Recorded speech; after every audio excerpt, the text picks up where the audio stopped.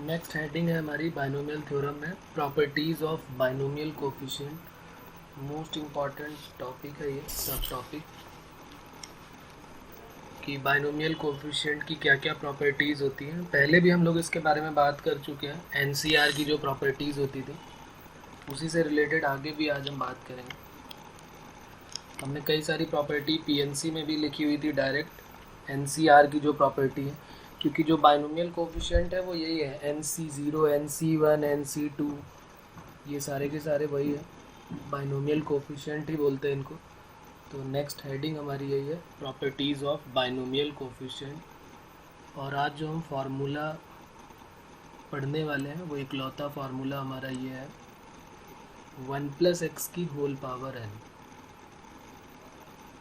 वही जो a+b की होल पावर n को सॉल्व करके बनता है ना 1+x की होल पावर n, तो उसी को हम यूज़ करने वाले हैं।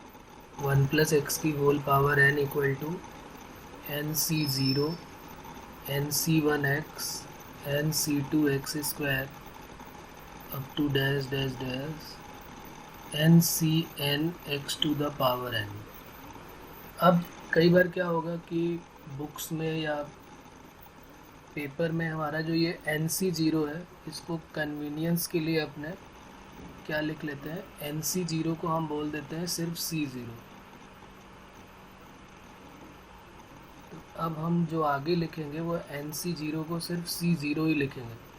C0 का मतलब क्या होगा, NC0 मतलब NC0 पूरा ना लिख के हम कन्वीनियंस के लिए उसको C0 बोलेंगे।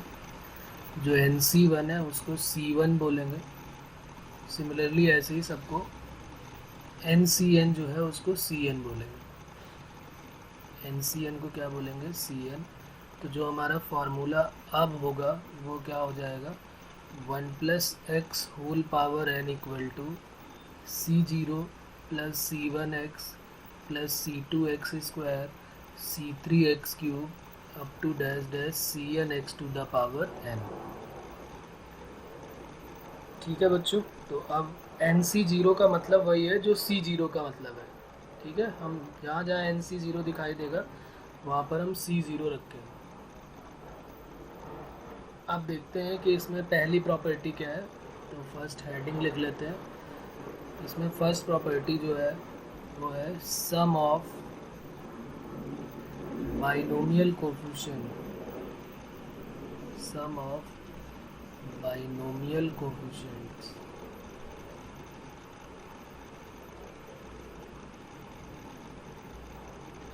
इज इक्वल टू, ये फार्मूला होता है 2 टू द पावर n। कैसे होता है इसको डिराइव करते हैं। जो हमारा ये फार्मूला है इसको हम इक्वेशन 1 लेट कर लेते हैं और इसी को बार बार आज पूरे टाइम पे हम यही फार्मूला यूज़ करेंगे हर जगह।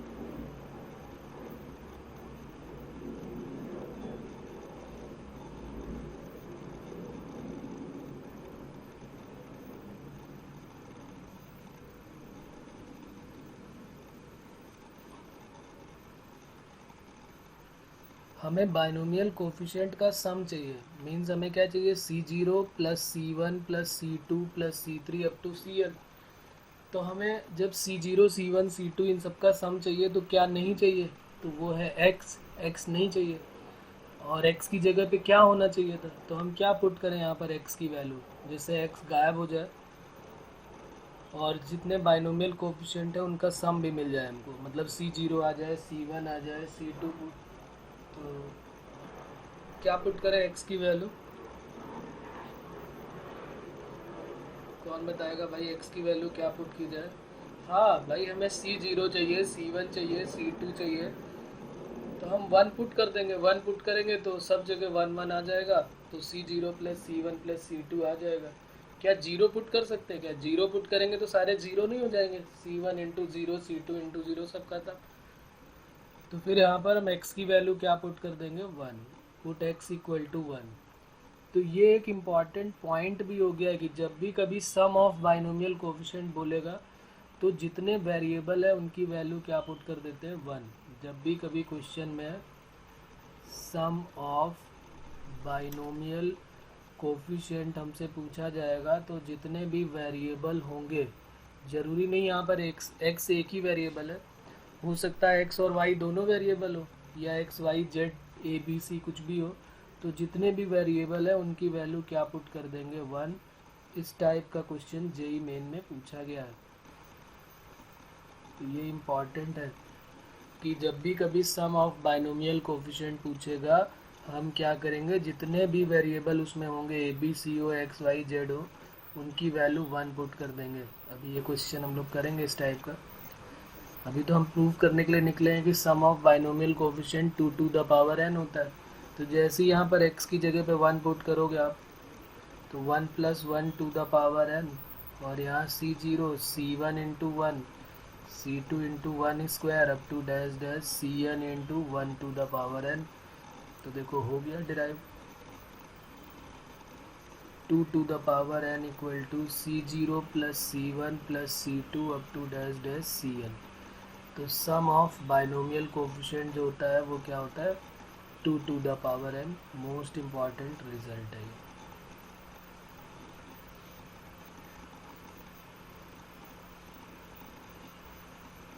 किसके केस में, जब बाइनोमियल होगा तब के केस में होगा, जब ए और बी दो ही होंगे तब। यानी कि ए बी सी 3 हो तो उसके लिए भी हम कहते हैं 2 टू द पावर n, क्योंकि वहाँ तो 3 टू द पावर n हो जाएगा। जैसे मान लीजिए अगर ऐसा क्वेश्चन होता, ए प्लस बी प्लस सी है, उसकी होल पावर n है, इसमें सम ऑफ बाइनोमियल कोफिशिएंट बताओ क्या होगा। तो हम क्या रख देते हैं, put a equal to b equal to c equal to 1। तो सम क्या हो जाता है, sum of binomial coefficient 3 to the power n। ये जो 2 टू द पावर n है, ये सिर्फ किसके लिए है, जब बाइनोमियल की बात हो रही है, ट्राइनोमियल की बात नहीं हो रही है, या टेट्रानोमियल की बात नहीं हो रही है। तो बाइनोमियल कोफिशिएंट का सम 2 टू द पावर होता है। ओके,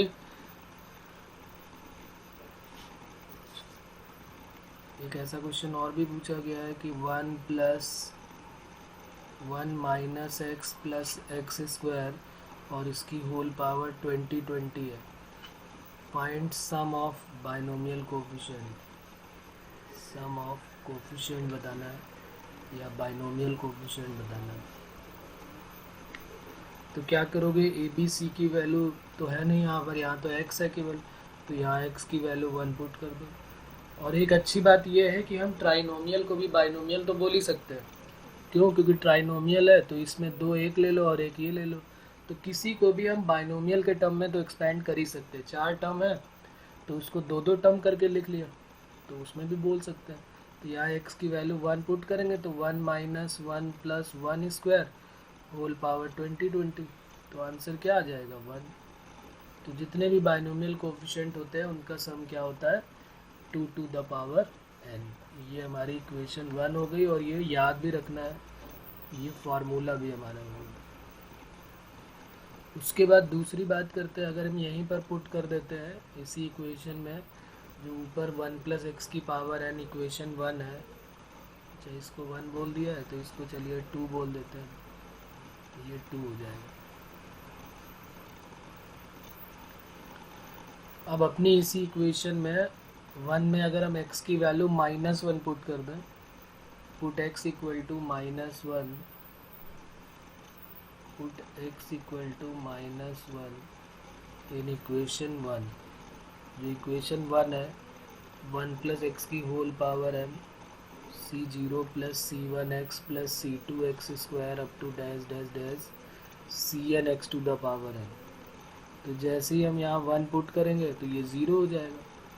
तो जितने भी बाइनोमियल कोफिशिएंट होते हैं, अगर अल्टरनेट प्लस माइनस आप करते हो तो इनका सम क्या हो जाता है, यहाँ पर क्या हो जाएगा, cn और -1 की पावर है। तो जितने भी बाइनोमियल कोफिशिएंट है, अगर अल्टरनेट प्लस माइनस किया जाए तो उसका सम क्या हो जाता है, 0। तो ये हमारी सेकेंड प्रॉपर्टी हो जाएगी, बल्कि इसको थर्ड बोल देते हैं क्योंकि इक्वेशन हमने, तो ये भी हमें याद रखना है, ये भी फार्मूला हो जाएगा हमारा। जितने भी बाइनोमियल कोफिशिएंट होते हैं उनका sum 2 to the power n, alternate plus minus करते हैं तो उसका वैल्यू जो है 0 हो जाता है।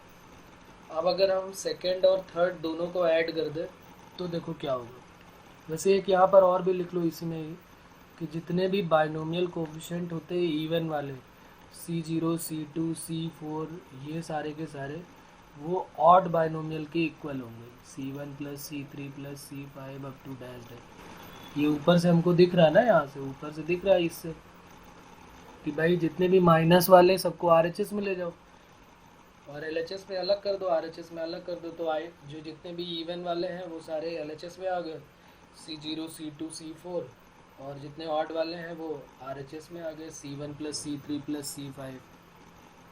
तो ऑड बाइनोमियल कोफिशिएंट का सम इवन बाइनोमियल कोफिशिएंट के सम के इक्वल हो जाएगा।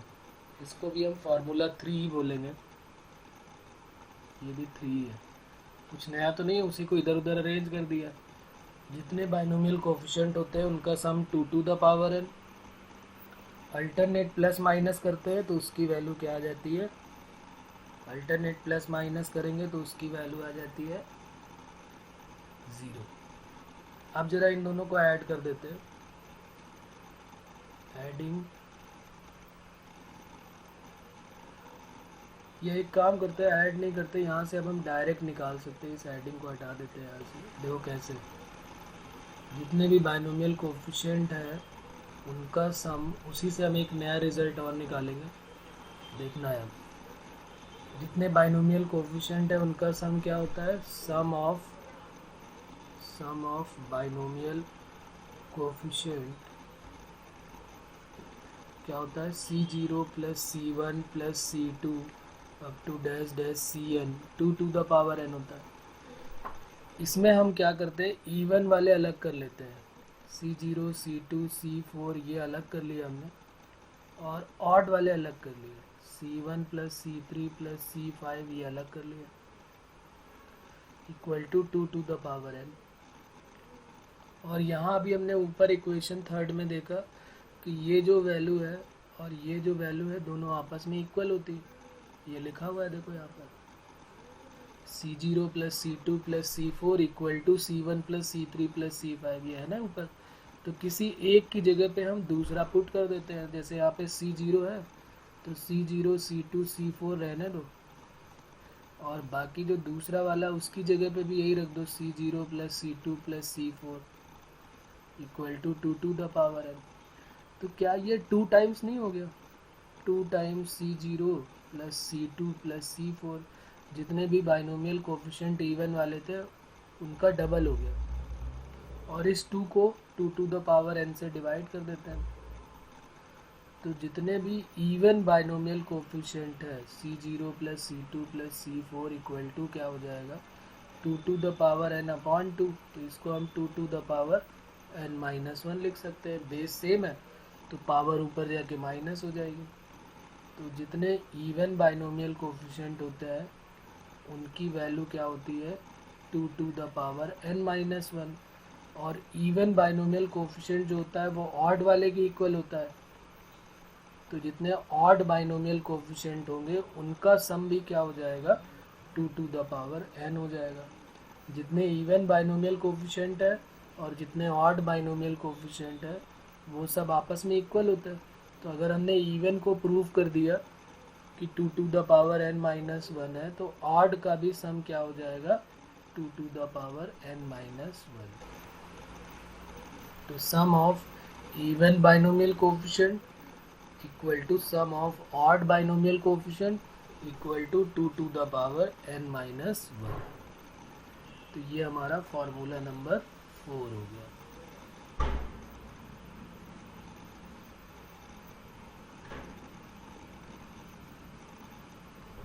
ये भी हमें याद रखना है।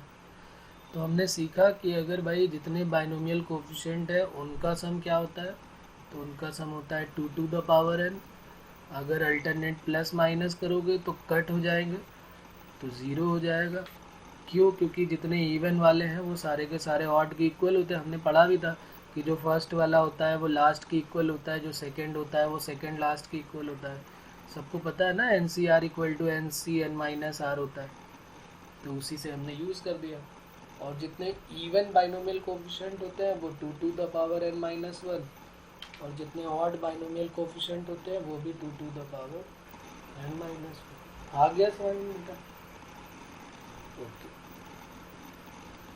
तो पहले तो इसी से रिलेटेड एक दो क्वेश्चन करते हैं, फिर आगे और पढ़ते हैं। बहुत सारी प्रॉपर्टीज़ हैं बाइनोमियल कोएफिशिएंट की। पहले एक क्वेश्चन मैं आपको देता हूँ, ज़रा आप इसका आंसर बताएं क्या होगा, इसी से रिलेटेड जितना हमने पढ़ा।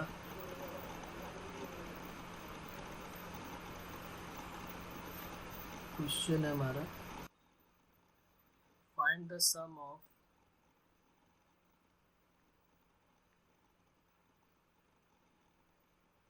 Ten C1 plus ten C3 10C1 plus 10C3 plus 10C5 up to 10C9, इसका सम बताना है क्या होगा। और ये डायरेक्ट है, ऐसा नहीं कि एक ही लाइन में सीधे आंसर है।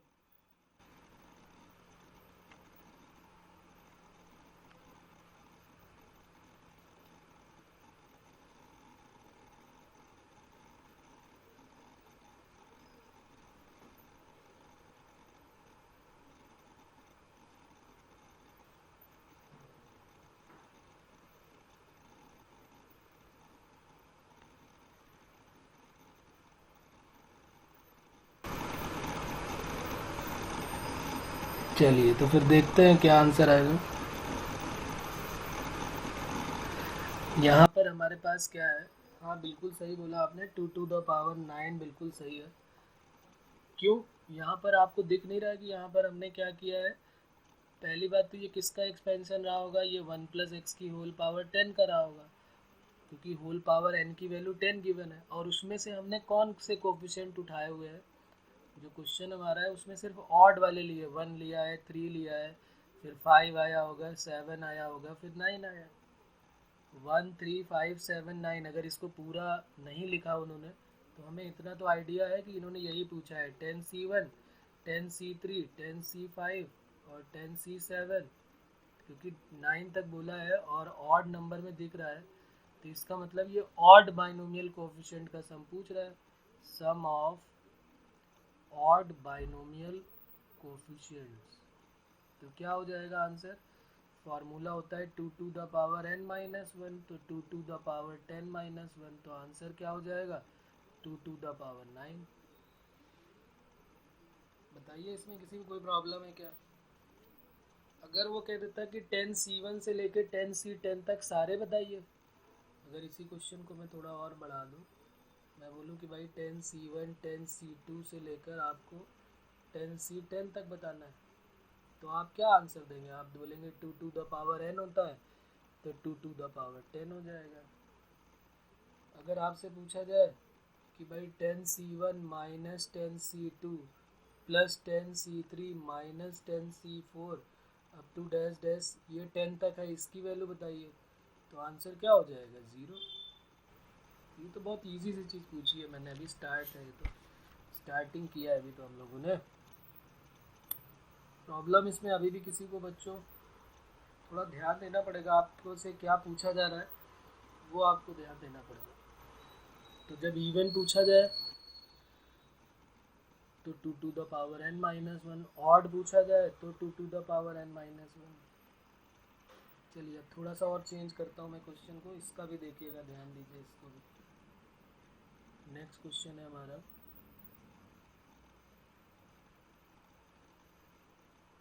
Find the sum of series, और सीरीज की वैल्यू गिवन है 15C0 15C1 15C2 से लेकर 15C7। चेंज हो गया क्वेश्चन, 0 1 2 3 से लेकर 7 तक का सम चाहिए। 15C0 15C1 15C2 से लेकर 15C7 तक, लाइन से ऑर्डर में है, 0 1 2 3 4 5 6 7।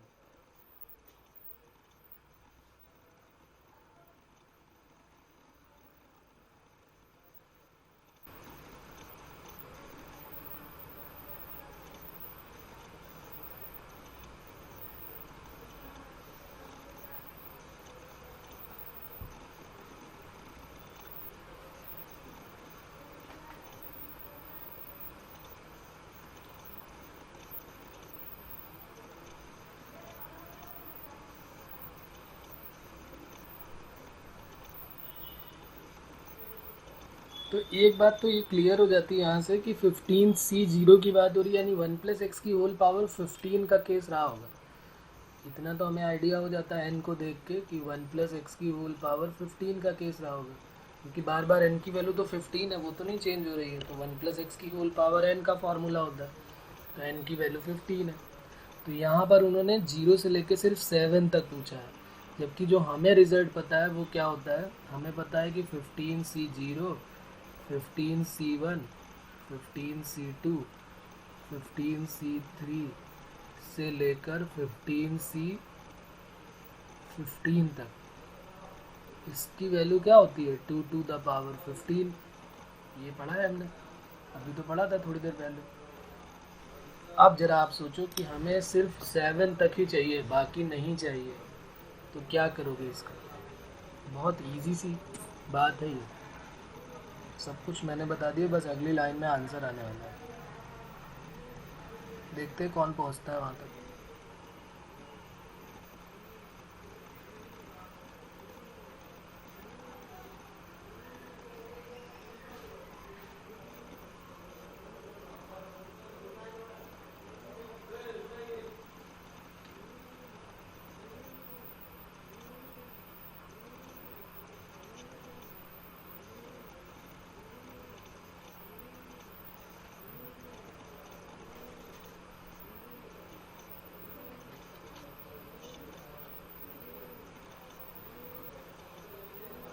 चलिए मैं बताता हूँ अच्छे से, कोई बात नहीं, अभी तो हम सीख हेलो रहे हैं सर, ना। हाँ जी बोलिए। 2 raised to n minus 1 मतलब means 14 2 आंसर है। raised to 14। हाँ बिल्कुल सही है। 15C0, 15C1, 15C2 और 15C3 से लेकर, मैं थोड़ा इधर भी लिख देता हूँ, 15C13, 15C14 और 15C15, इसकी वैल्यू हमें पता है कि 2 to the power 15 है। ये जो ऊपर लिखा वही लिख दिया मैंने। अब हमें क्या चाहिए, 15C0 चाहिए। 15C0 चाहिए तो ये हम ले लेंगे। क्या हमें 15C15 चाहिए क्या? लिखा है ऊपर 15C15 कहीं नहीं। और हमको ये भी आइडिया है कि जो 15C0 है, जो फर्स्ट वाला होता है वो लास्ट की इक्वल होता है 15C15 की इक्वल। याद होगा आपको formula NCR equal to NCN minus R. और भी याद दिलाऊं तो पास्कल में भी आपने देखा था 1 1 1 1 2 1 1 3 3 1, जो पहले वाला होता है वो लास्ट की इक्वल, जो सेकंड होता है वो सेकंड लास्ट की इक्वल। तो ये इसी से होता है NCN माइनस आर से। NC1 सॉरी 15 है तो 15 ही ले लेते हैं, फिर n क्यों लेते हैं। तो 15C1 की वैल्यू किसकी इक्वल हो जाएगी, 15C1 equal to 15C15 minus 1। तो 15 माइनस 1 यानी कि 14 हो गया। तो अब देख लो, पेयर बना लो, 15C0 के साथ 15 को ले लो, 1 के साथ 14 को ले लो, 2 के साथ 13 को ले लो। ऐसे ही सारे पेयर एक साथ देख लो कितने पेयर बनने वाले हैं, तुम्हें पता चल जाएगा, आइडिया हो जाएगा। टोटल 16 है, टोटल 16 टर्म है, और 16 में से देख लो 15 है तो टोटल 16 टर्म हो गए सारे के सारे, और उसमें से उठा लो सारे के सारे, सब डबल हो जाएंगे। तो 15C0 दो बार आएगा, फिर 2 टाइम्स क्या आएगा, 2 times 15C0, 2 times 15C1, 2 times 15C2 आएगा, 2 टाइम्स 15C3 आएगा, 2 टाइम्स 15C4 आएगा। ये लिखने की ज़रूरत नहीं थी, लेकिन अभी एक क्वेश्चन दूंगा जिसमें तुम्हें ये काम आएगा। 15C5 हो गया, और 2 टाइम्स 15C6 हो गया, और 2 टाइम्स 15C7 हो गया। टोटल 16 टर्म थे तो 8 टर्म होंगे, तो ये देखो 8 टर्म हो गए। कोई टर्म बचा क्या, आप कोई टर्म बचा? सबका सबके साथ पेयर हो गया, 0 का 15 के साथ, 1 का 14 के साथ, 2 का 13 के साथ, 3 का 12 के साथ, ऐसे सारे के सारे बनते चले जाएंगे। तो अब यहाँ पर है 2 to the power 15 है, 2 सब में से कॉमन ले लेते हैं, क्योंकि हमें तो सिर्फ 15C0 और 15C1 इनका सम चाहिए। 15C0, 15C1, 15C2, ये सब लिखने की ज़रूरत नहीं थी, लेकिन मैंने टू जेड सब लिख दिया है ताकि आपको आइडिया हो सके। तो 2 से आप डिवाइड कर दीजिए, divided by 2, 15C7 equal to 2 to the power 15 divided by 2, तो 2 टू द पावर 14।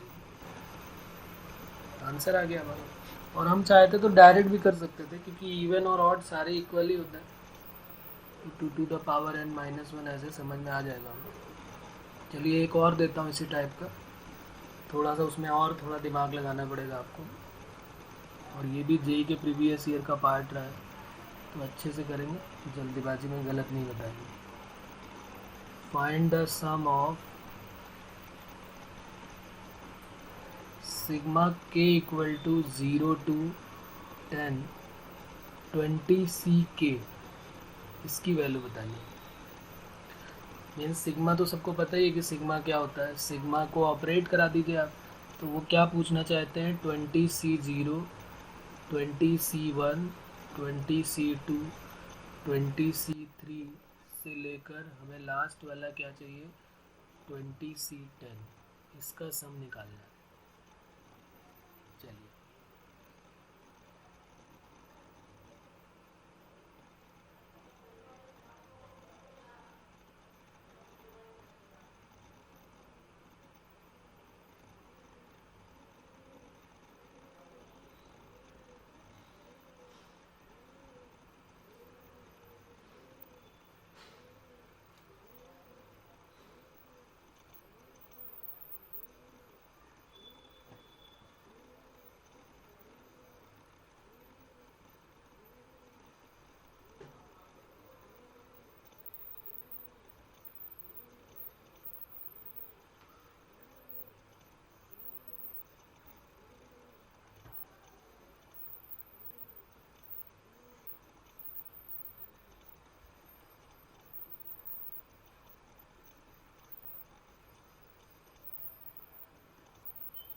नहीं गड़बड़ हो गया, थोड़ा और सोचना पड़ेगा इसमें।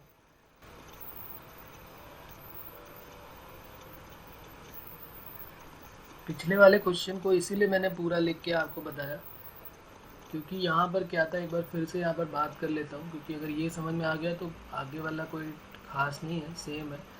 यहाँ पर होल पावर 15 थी, तो होल पावर 15 का मतलब टोटल 16 टर्म बने थे, तो टोटल 16 टर्म जो है वो सबका एक एक पेयर बन गया, कोई बचा ही नहीं। 18 टोटल 16 थे, 8 टर्म होंगे, आधे हो जाएंगे, जस्ट सबका एक एक पेयर बन जाए, कोई बचेगा क्या एक्स्ट्रा, नहीं। लेकिन यहाँ पर एक टर्म बचेगा एक्स्ट्रा, वो प्रॉब्लम है, क्योंकि ये होल पावर यहाँ 21 है, 20 है तो टोटल 21 टर्म आएंगे, तो 21 का एक टर्म तो बचेगा जिसका कोई पेयर नहीं होगा।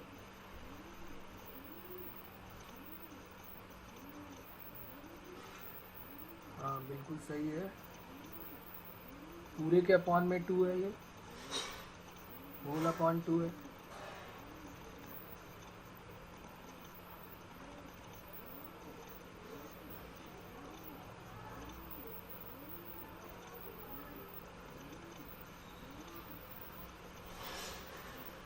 तो अगर होल अपॉन 2 है मतलब 2 to the power 20 minus 20C10 whole upon 2, तो फिर ये करेक्ट है।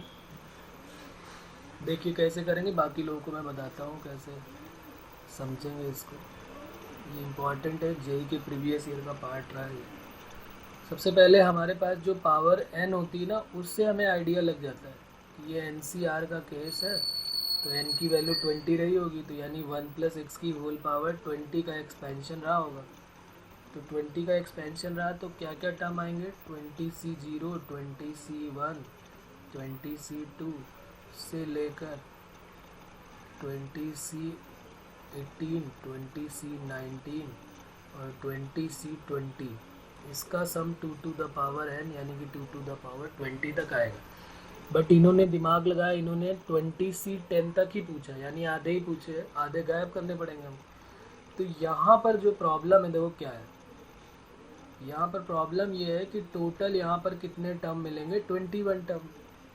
ऊपर वाले में 16 टर्म मिल रहे थे, तो सबका कोई ना कोई पेयर बन रहा था, यहाँ पर एक टर्म ऐसा बचेगा जिसका कोई पेयर ही नहीं होगा। जैसे फर्स्ट वाला जो टर्म है, ये जो फर्स्ट वाला टर्म है इसका ये हो जाएगा 20C20। जो सेकंड वाला टर्म है इसका ये हो जाएगा 20C19। जो थर्ड वाला टर्म है उसका ये हो जाएगा। ऐसी बीच में सारे के सारे टर्म का पेयर बचेगा, लेकिन एक टर्म बीच में ऐसा बचेगा जिसका कोई पेयर नहीं होगा। और वो कौन सा होगा?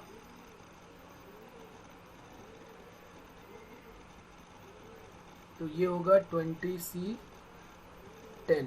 इसका कोई पेयर नहीं होगा, ये बेचारा अकेला रहेगा। चाहो तो तुम देख लो 9 का किसके साथ होगा, 9 को देख लो 9 का किसके साथ होगा, 11 के साथ। तो 10 वाला जो है वो बेचारा अकेला बच जाएगा। तो ये बेचारा अकेला हो गया, इसका कोई पेयर नहीं, बाकी सबका पेयर बन चुका है।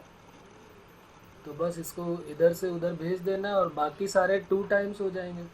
20C0, 20C1, 20C2 से लेकर 20C कहाँ तक जाना पड़ेगा हमको? कौन सा पेयर बचने वाला है? 20C10 बचेगा ना हमारे पास, तो इसको हम अलग लिख लेते हैं 20C0 और ये हो गया 20C10। एक को तो कर सकते हैं 20C10, बाकी जो है हमारे पास एक और एक्स्ट्रा बच गया 20C10 जिसका कोई पेयर नहीं है, और equal to 2 to the power 20। आप चाहो तो इसको लिख सकते हो कि यहाँ पर हमने किसका किसके साथ पेयर बनाया है। ये फर्स्ट वाले का पेयर बनाया इसके साथ, सेकंड वाले का पेयर बनाया। आप एक लाइन में सारे लिख सकते हो कि भाई किसका किसके साथ पेयर बना है और कौन बच रहा है। ठीक है बच्चों, तो ये हो गया हमारा, ये हमारा क्वेश्चन हो गया। तो 2 into ये पूरा का पूरा हमारा क्वेश्चन है, इसको मैं क्यों लिख देता हूँ, ये हमारा क्वेश्चन हो गया। तो इक्वल टू क्या हो जाएगा, 2 to the power 20 minus 20C10। तो जो हमारा क्वेश्चन है उसका आंसर क्या हो जाएगा, 2 to the power 20 minus 20C10 whole upon 2, या 2 to the power 19 minus 1/2 20C10। ये फाइनल रिजल्ट आ जाएगा हमारा।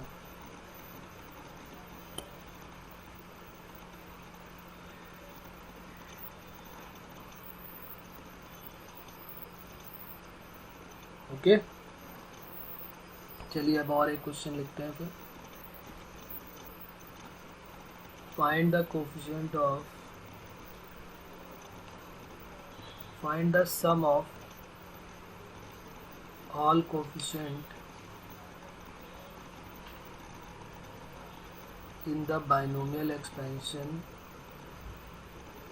in the binomial expansion, और एक्सपेंशन दिया हुआ है x² plus x minus 3 to the power 319। बताइए इसका आंसर क्या होगा। एक लाइन का क्वेश्चन है, सीधे सीधे आंसर आएगा। तब तक मैं दूसरा लिख देता हूँ।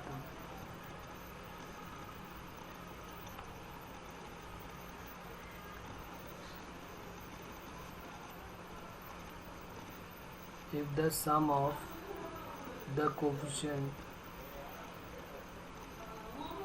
in the binomial expansion,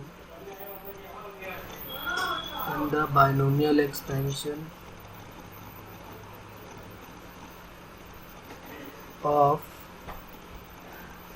a² x² minus 2ax plus 15 whole power 51 vanishes,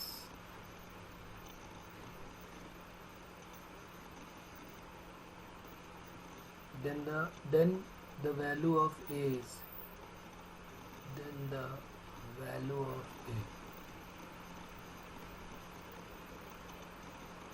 की वैल्यू क्या होगी ये बतानी है। तो फर्स्ट का आंसर तो सबका आ गया होगा, -1 आएगा, क्योंकि जब भी कभी, मैंने अभी ऊपर भी लिखा था कि सम ऑफ कोफिशिएंट जब भी कभी बोलेगा, ये लिखा हुआ है ऊपर, और इम्पॉर्टेंट प्रॉपर्टी है, जब भी कभी सम ऑफ बाइनोमियल कोफिशिएंट बोलेगा तो हमें एक्स की वैल्यू, वेरिएबल की वैल्यू जितने भी हैं उन सब की वैल्यू क्या पुट करनी है, 1 ये लिखा हुआ है सारा का सारा। क्वेश्चन भी अभी हमने किया था कि जो भी हमें वेरिएबल दिखाई दे उसकी वैल्यू 1 पुट कर दीजिए। तो ये मैंने यहाँ पर x की वैल्यू 1 पुट कर दिया। तो put x equal to 1, then sum of binomial coefficient equal to 1 square plus 1 minus 3 whole power 319।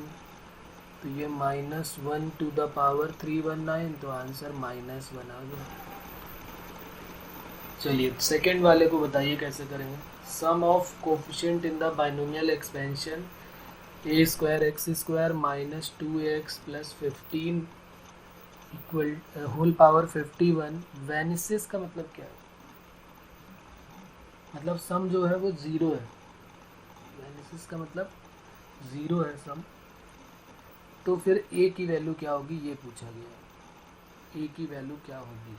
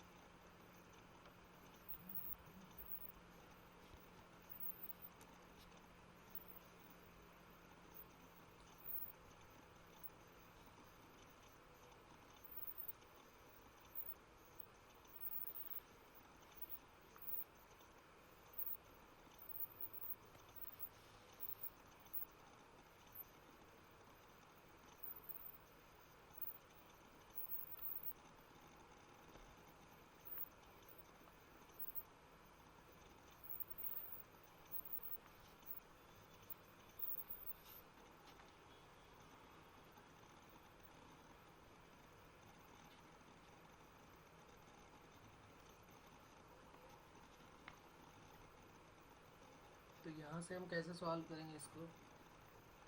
भाई x की वैल्यू हमें क्या पुट कर देनी है यहाँ पे 1। तो जैसे ही हम x की वैल्यू 1, अब ये मत बोलना कि a की वैल्यू भी 1 पुट कर देंगे। ये पुट कर दोगे 1 तो ये तो पूछा है फिर। तो हमें जितने वेरिएबल है उनकी वैल्यू 1 पुट करनी है। तो x की वैल्यू 1 पुट कर दिया और इसका जो सम है वो 0 गिवन है। तो सम कैसे आएगा? A square into x square 1 minus 2a into 1 plus 15। एक मिनट, ये कितना दिया हुआ है? 15।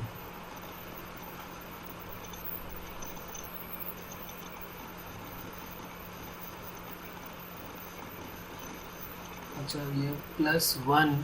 एक मिनट, ये यहाँ पर थोड़ा सा करेक्शन है, सॉरी, तभी ये आंसर नहीं आ रहा होगा। ये 15 नहीं है 1 दिया हुआ है क्यों? तभी तो आएगा, नहीं तो गड़बड़ हो जाएगी। अब निकालो। अब देखो जरा, आप देखें कौन पहुँचेगा वहाँ तक। इसमें थोड़ा सा गड़बड़ था। यहाँ पर a square x square minus 2x plus 1 था। ये क्वेश्चन थोड़ा रॉन्ग हो गया। ये होल पावर 51 है। सर हाँ जी, a इक्वल टू 1। हाँ जी बिल्कुल सही है। a माइनस 1 का होल स्क्वायर हो जाएगा ये, और उसकी होल पावर 51 इक्वल टू 0। तो a की वैल्यू सीधे सीधे 1 आ जाए। यहाँ पे करेक्शन था, उसको कर लेंगे सब लोग। वो 15 नहीं था, 1 है वो। चलिए क्वेश्चन और देता हूँ, जरा इसका आंसर बताइए। Find the sum of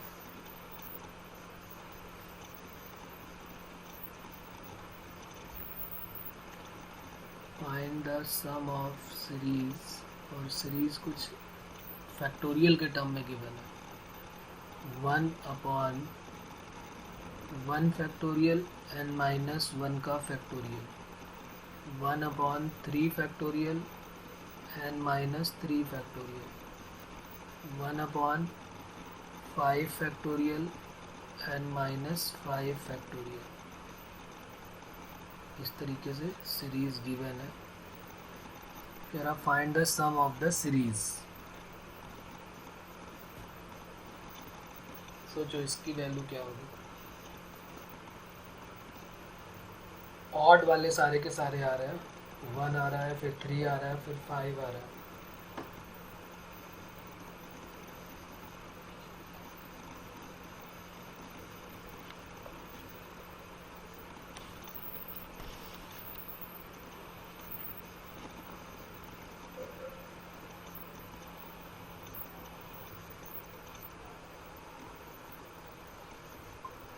sir. Sir हाँ जी बोलिए। सर वो एन स्टम का फॉर्मूला क्या था जीपी का? एन का? वो एन सम का फॉर्मूला। जीपी?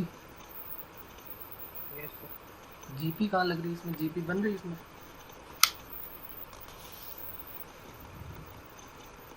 क्या इसमें जीपी बन बनेगी? नहीं रही।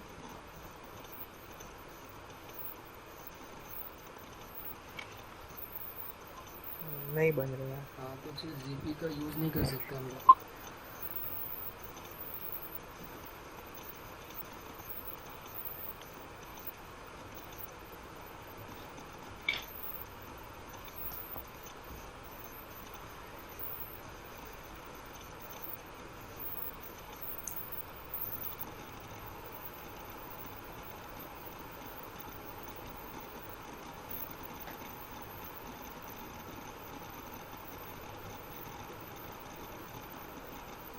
तो देखो कैसे करेंगे, मैं बताता हूँ यहाँ पे। हमने अभी पढ़ा था कि जो बाइनोमियल कोफिशिएंट इवन वाले होते हैं और ऑड वाले होते हैं उनका सम जो है वो 2 की पावर n-1 होता है। यहाँ पर अगर हम देखें तो nc1 बन सकता है। ये किसकी कमी है यहाँ पर? इसको अगर nc1 बनाना है तो यहाँ पर किसकी कमी है? अगर मुझे इसको nc1 बनाना है, मैं यहाँ लिख देता हूँ कि nc1 का फॉर्मूला क्या होता है, factorial n upon factorial r और फैक्टोरियल n-r। और nc3 अगर मुझे देखना है तो वो होता है n फैक्टोरियल अपॉन 3 फैक्टोरियल और n-3 फैक्टोरियल। तो फिर अब हम क्या करेंगे, यहाँ पर देखो nc1 की वैल्यू जो है वो ये आई है। तो हमें यहाँ पर सिर्फ किसकी ज़रूरत है? n फैक्टोरियल की। अगर सब जगह ऊपर n फैक्टोरियल आ जाए तो फिर ये सारे nc1 nc3 ये सारे ऑड बाइनोमियल कोफिशिएंट का सम बन जाएगा। ये बात क्लियर हो रही होगी सभी को। तो हमने क्या किया, n फैक्टोरियल से मल्टीप्लाई किया और n फैक्टोरियल से डिवाइड कर दिया, और n फैक्टोरियल जो मल्टीप्लाई किया उसको सबके साथ अरेंज कर दिया। तो n factorial upon 1 factorial n-1 factorial, n factorial upon 3 factorial n-3 factorial, n factorial upon 5 factorial n-5 factorial, up to dash dash dash. ये आ गई हमारी सीरीज। अब क्या होगा, आंसर आ गया हमारा। ये बन गया nc1, ये बन गया nc3, nc5 up to dash dash आगे तक। तो ये जो है वो ऑड बाइनोमियल कोफिशिएंट का सम है जिसकी वैल्यू होती है 2 टू द पावर n-1 और अपॉन में क्या हो जाएगा n फैक्टोरियल। ये आंसर हो गया हमारा। किसी को डाउट है इसमें अभी भी? बताइए।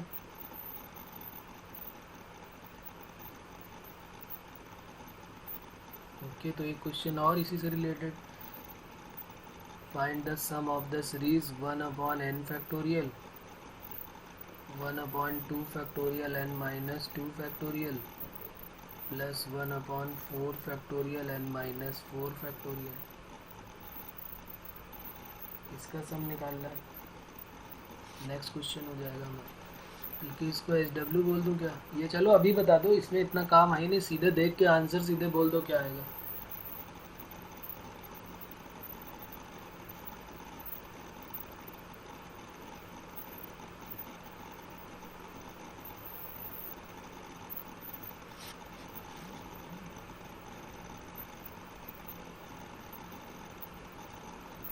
सिर्फ इवन वाले टर्म बन रहे हैं। 0 बनेगा, फिर 2 बनेगा, फिर 4 बनेगा, फिर 6 बनेगा। इवन बाइनोमियल कोफिशिएंट का सम। किसकी कमी है वो ढूंढो और फिर उससे मल्टीप्लाई करके फिर आंसर बताओ।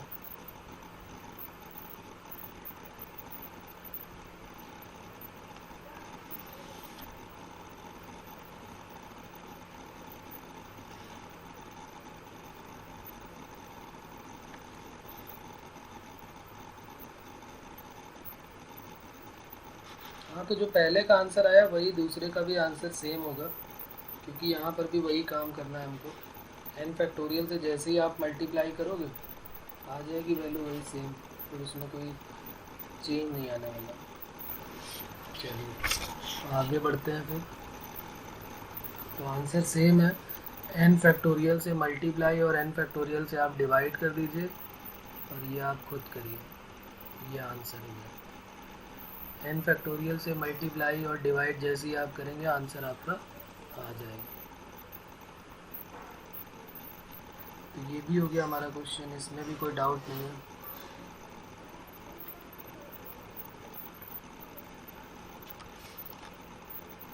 ये क्वेश्चन और देता हूँ मैं, वो इससे रिलेटेड नहीं है लेकिन कुछ ऐसा ही समझ सकते हैं इसको। एक ऑप्शनल क्वेश्चन आया हुआ है जेई में, वो देखते हैं। Which one is correct?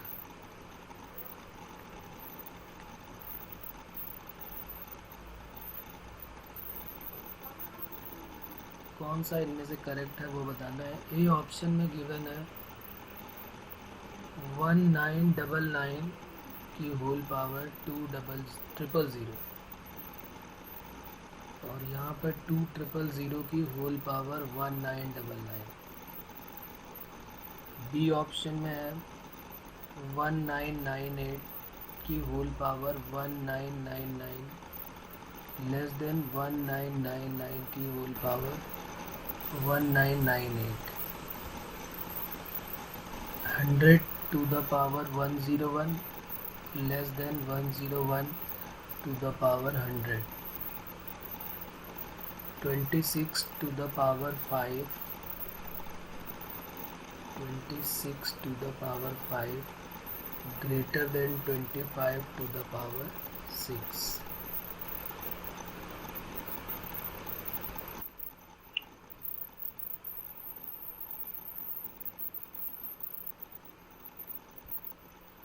चलिए बताइए इसमें से कौन सा ऑप्शन करेक्ट है।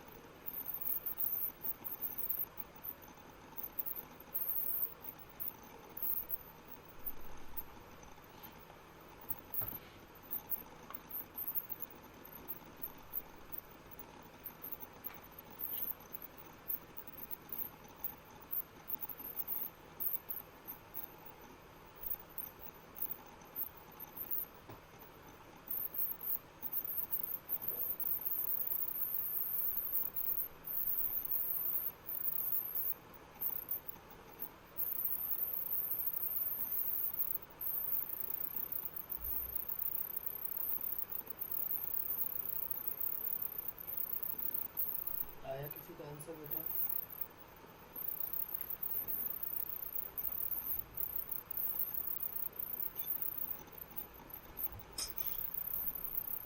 देखिए मैं बताता हूँ फिर कैसे इसमें सॉल्व करता है इस टाइप के क्वेश्चन को।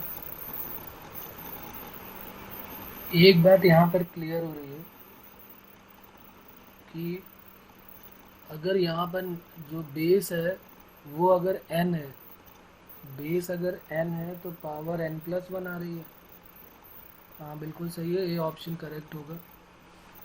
अगर बेस यहाँ पर n है तो पावर n+1 आ रही है, और यह n+1 बेस है तो पावर n आ रही है। तो हमें इन्हीं दोनों का तो कंपेयर करना है, तो हम चेक कर लेते हैं। ज़रा n की वैल्यू पहले 1 पुट करो। तो जैसे ही तुम n की वैल्यू 1 पुट करोगे यहाँ पर, तो 1 की पावर 2 और यहाँ पर 2 to the power 1, तो हमें दिख रहा है कि भाई ये बड़ा हो गया। फिर ज़रा n की वैल्यू 2 पुट करो, तो 2 to the power 3 और ये 3 to the power 2 हो जाएगा। तो अभी भी देखो ये 9 बड़ा है 8 से, लेकिन जैसी n की वैल्यू 3 पुट कर रहा है तो ये कितना हो जाएगा 3 to the power 4, और यहाँ पर क्या हो जाएगा 4 to the power 3। तो 3 to the power 4 81 है, तो ये बड़ा हो गया। आगे जैसे ही आप बढ़ोगे 4 ले लो 5 ले लो, इसको जनरलाइज करोगे हमेशा यही साइन आएगा, ये वैल्यू हमेशा बढ़ती जाएगी, यानी n to the power n+1 greater than n+1। तो इनको चेक करने के बाद हम किस नतीजे पर पहुँचे हैं कि n to the power n+1 हमेशा बड़ा होगा n+1 की पावर n से फॉर n ग्रेटर देन और इक्वल टू 3। ये हमको याद रखना है। चाहो तो आप चेक कर लो 4 के लिए 5 के लिए 6 के लिए, सब में वही आने वाला है, कुछ चेंज नहीं होगा, सब में यही आएगा कि ये वैल्यू हमेशा जो है इससे बड़ी होगी। तो यहाँ से हमको आइडिया हो जाएगा कि यहाँ पर n की वैल्यू हम पुट कर देते हैं। n की वैल्यू क्या पुट कर दें, यहाँ पर अगर हमें ये ऑप्शन में चेक करना है तो n की वैल्यू हमने पुट कर दिया 1999। तो 1999 की पावर क्या हो जाएगी 2000, ग्रेटर देन 2000 की होल पावर 1999। बाकी सब में देख लो उल्टा दिया हुआ है।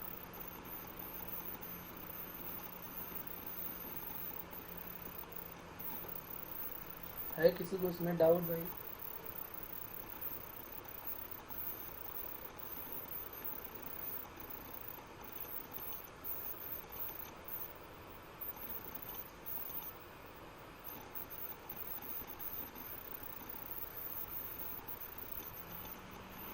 तो ये अब हमें याद रखना है कि n की पावर n+1 हमेशा बड़ा होगा n+1 की होल पावर n से, बस n को 3 से बड़ा होना पड़ेगा। n की वैल्यू अगर 3 से बड़ी या 3 के इक्वल है तो n to the power n+1 is always greater than n+1 to the power n। चलिए तो फिर आगे बढ़ते हैं।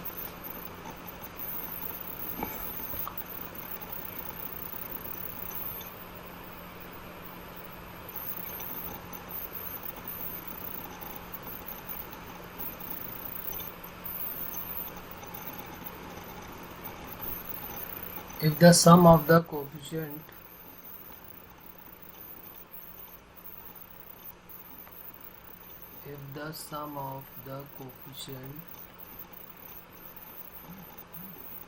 in the expansion of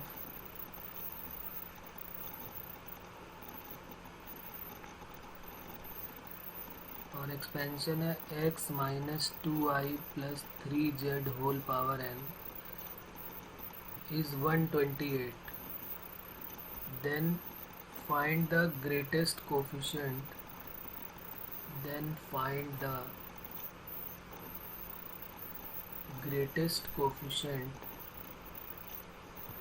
greatest term जो हमने पढ़ा था उसी से रिलेटेड है ये, in the expansion of 1 plus X की होल पावर n। कह रहा है कि x minus 2i plus 3z की होल पावर n में सम ऑफ बाइनोमियल कोफिशिएंट 128 है। तो 1 प्लस एक्स की होल पावर n में ग्रेटेस्ट कोफिशिएंट की वैल्यू क्या होगी वो बतानी है आपको। करिए, बहुत इजी सा क्वेश्चन है।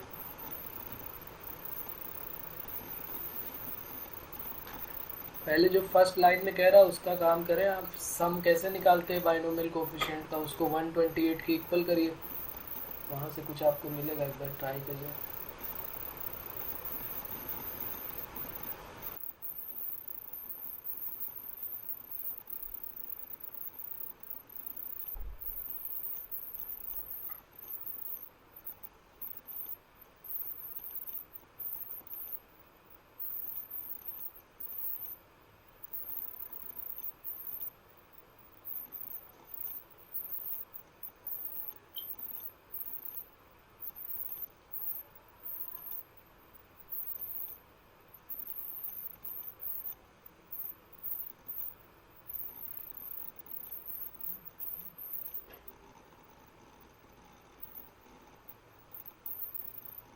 नहीं, सिर्फ ग्रेटेस्ट कोफिशिएंट पूछ रहा, मतलब सिर्फ एनसीआर का टर्म ही बताना है, बाइनोमियल कोफिशिएंट ही पूछ रहा केवल, एक्स से मतलब नहीं है।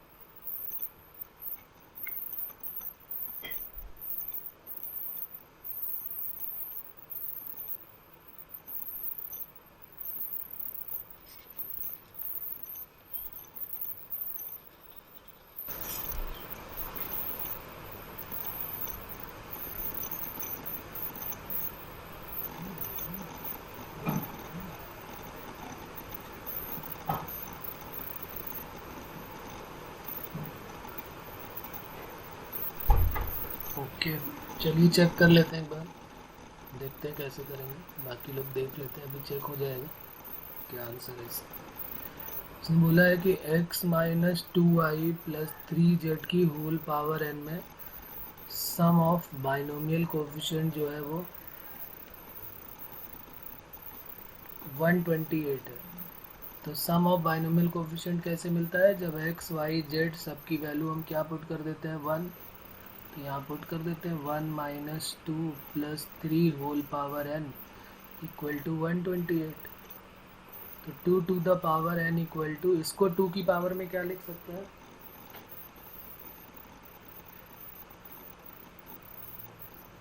5,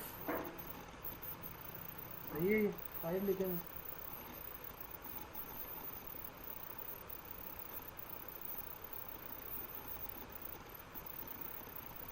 seven C four X to the power 4, okay.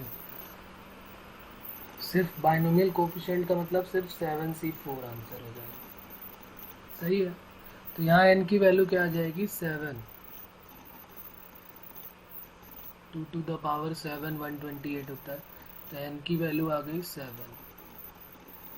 अब n की वैल्यू 7 आ गई, तो total number of term 1 plus X की होल पावर 7 में टोटल नंबर ऑफ टर्म 8 होंगे।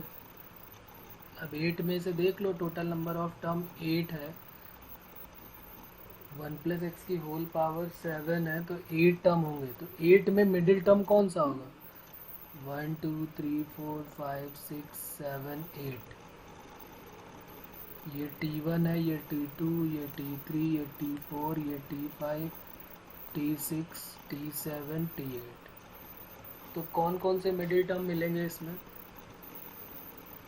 2 मिडिल टर्म मिलेंगे ना इसमें, 3 इधर से जाएगा और 3 इधर से जाएगा, तो एक ये वाला टर्म मिडिल होगा और एक ये, तो 2 मिडिल टर्म मिलेंगे। और यही जो मिडिल टर्म है यही ग्रेटेस्ट टर्म हो जाएंगे। तो इसका मतलब T4 और T5 जो है वो 2 टर्म मिलने वाले हैं, T4 and T5 are greatest term. तो इसने बाइनोमियल कोफिशिएंट पूछा था, ग्रेटेस्ट कोफिशिएंट पूछा था ना, तो वो हो जाएगा T4 का मतलब हो गया T3 प्लस 1 और T5 का मतलब हो गया, T4 का मतलब T3 प्लस 1 और T5 का मतलब T4 प्लस 1। तो R की वैल्यू 3 रखो या 4 रखो, NCR, तो ये NCR जब रखोगे तो 7C क्या हो जाएगा, R की वैल्यू 3 रख लो या फिर 4 रख दो, दोनों सेम ही तो होने वाले हैं, 7C4 हो या 7C3 हो, तो आंसर हमारा क्या हो जाएगा 35। 7 इंटू 6 इंटू 5 अपॉन 3 फैक्टोरियल यानी कि 6, तो फिर 35 बिल्कुल सही निकाला था आपने, सही आंसर था 35।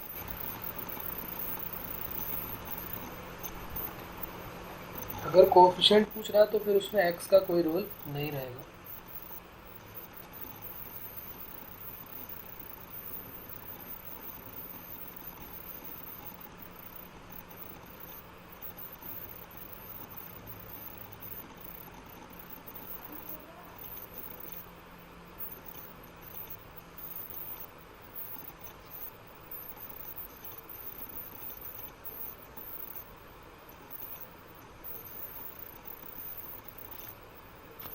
ठीक है बच्चों, ठीक है फिर आज इतना ही करते हैं, बाकी फिर नेक्स्ट टर्न पे करेंगे। ओके, मिलते हैं फिर अगले टर्न पे।